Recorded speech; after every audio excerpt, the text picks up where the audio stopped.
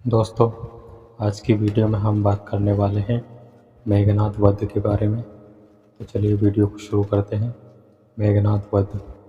विभीषण ने क्रोध करके अग्नि के समान बाणों की बौछार करके राक्षस सेना का विनाश करना आरंभ कर दिया। विभीषण की बाण वर्षा से प्रोत्साहित होकर वानर सेना पूरे बल से हनुमान के नेतृत्व में शिला और वृक्ष मारकर राक्षसों को यमलोक भेजने लगी। इस महायुद्ध को देखकर देवता दानव सबके हृदय दहल गए। पृथ्वी पर शवों के अतिरिक्त वृक्षों एवं शिलाओं के समूह से गगनचुंबी पर्वत बन गए। वहां लक्ष्मण और मेघनाद के बाणों से 10 दिशाएं आच्छादित हो गई। उनके बाणों से सूर्य छिप गया और चारों ओर अंधकार छा गया। तभी सुमित्रा नंदन ने मेघनाद के रथ के चारों ओर घोड़ों को मारकर सारथी का सिर काट डाला। यह देखकर राक्षसों के उत्साह पर आला पड़ गया और वानर सेना में फिर से नवजीवन का संचार हो गया। तभी मेघनाद लपक कर दूसरे रथ पर चढ़ गया और उस पर से बाणों की वर्षा करने लगा।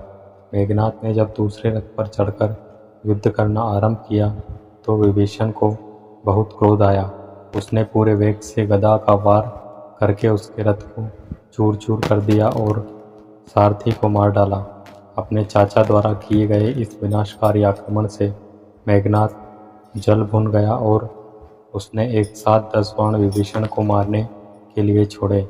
मेघनाद के लक्ष्य को दृष्टि में रखकर लक्ष्मण ने अपने तीक्ष्ण बाणों से उन बाणों को मार्ग में ही नष्ट कर दिया। अपना वार इस प्रकार खाली जाते देख मेघनाद क्रोध से उन्मत्त हो गया और उसने विभीषण को मारने के लिए वह शक्तिशाली बाण छोड़ा जो उसे यमराज से प्राप्त हुआ था।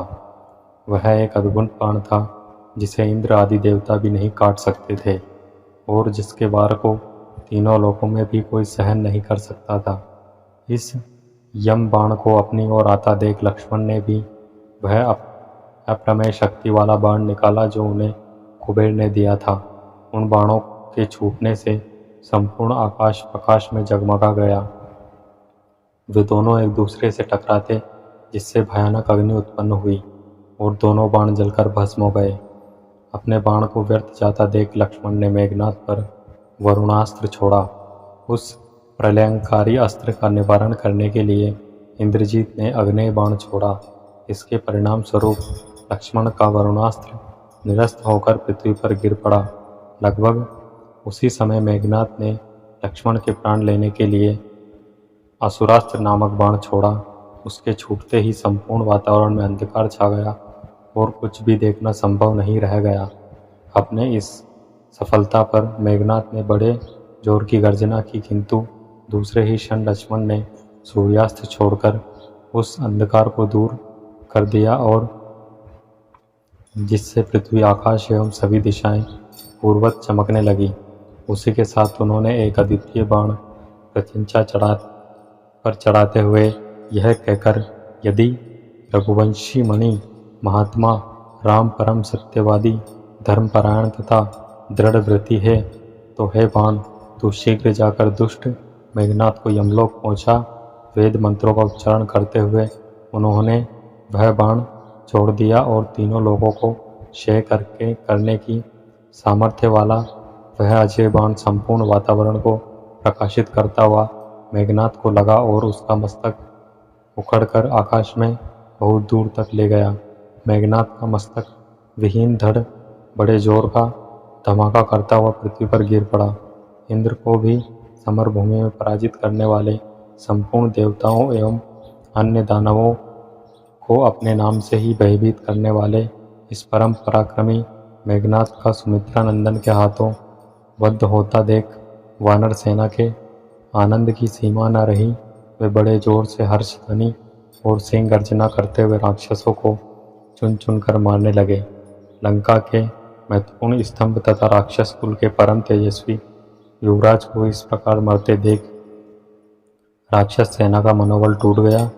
उनके पैर उखड़ गए और कुछ साहसी राक्षस आधे मन से लड़ते रहे और शेष प्राण बचाकर लंका की ओर भाग निकले।